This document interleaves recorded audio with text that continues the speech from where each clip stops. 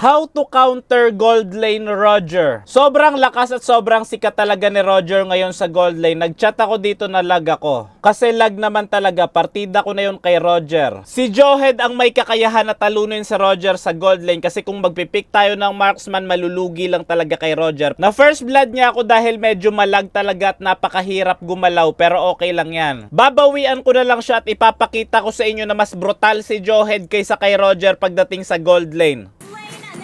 Sinasabi ko sa inyo, dapat subukan nyo talaga sa gold lane si Joehead, lalong-lalo na kapag kalaban Roger o kahit sinong marksman dahil sobrang dominante ni Joehead kung sakaling ilalagay nyo siya sa gold lane, kaya dapat subukan nyo na. Ito ang emblem ko sa gold lane Joehead, Assassin emblem na may Thrill, Master Assassin and Impure Rage. At ito naman ang build ko sa gold lane Joehead, at dapat wag nyo na masyado paabutin ng sobrang late game kasi early to mid game malakas si Joehead, pero pag late game kasi hindi nagaano.